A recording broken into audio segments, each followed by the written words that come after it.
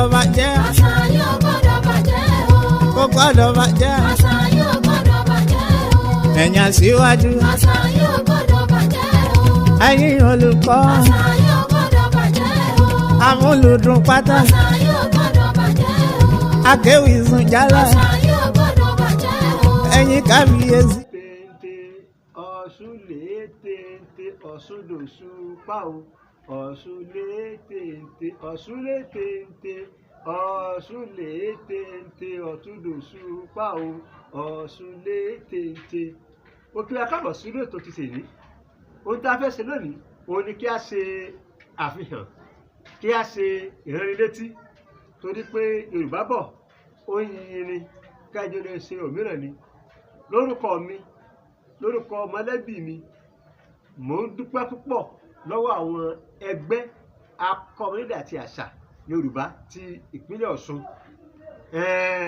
Ní ọdún 2019 ni mo wà nínú àwọn ènìyàn méjìdínlógún tí wọ́n fún ní àmì ẹ̀yẹ, èyí tó wáyé ní NDC ní ìlú Òṣogbo nígbà tí wọ́n ṣe ayẹyẹ 50 ọdún tí wọ́n dá ẹgbẹ́ akọ̀mọlédè àti àṣà nílẹ̀ Nàìjíríà tí wọ́n dá wọn sílẹ̀. Àsìkò tí a sọ yìí, ìyá wa Ọmọ́wùmí Fálẹ́yẹ òun ni ó jẹ́ ààrẹ fún ẹgbẹ́ káfàtà, nígbà tí èmi ààrẹ S. Zakari tí mo sì jẹ́ akọ̀wé owó ẹlẹ́ẹ̀kejì tí a mọ̀ sí National Financial Secretary.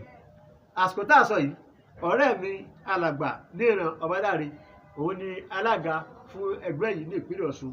Lónìí wọ́n ti wà ní ipò ìyírídọ́gbọ́n. Ìyá wa Serifat Moshood aya Ògúndáre àwọn ni igbákejì ẹgbẹ́, nígbà tí Alhaji Tiamiu M. Adéoyè tí wọ́n jẹ́ akọ̀wé. Alhaji Tiamiu Adéoyè àwọn náà wà ní ipò alága fún ẹgbẹ́ akọ̀mọlédè àti àṣà ní ìpínlẹ̀ Ọ̀ṣun. A dúpẹ́ fún Ọlọ́run ọba pé a wà nínú àwọn èèyàn tí wọ́n kà yẹ, àṣẹ ó sì yẹ wá.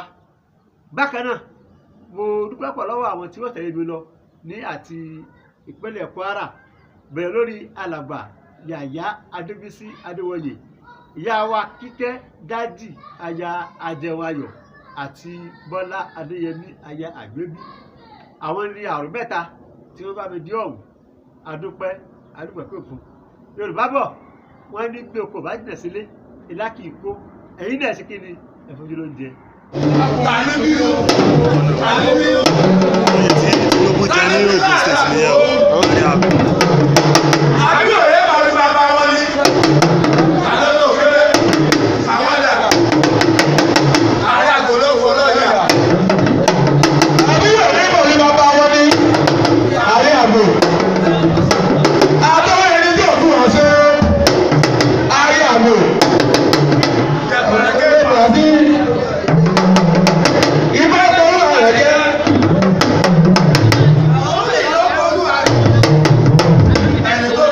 lẹ́ẹ̀kan sí ẹgbẹ́ akọ́mọlédè ìpínlẹ̀ Ọ̀ṣun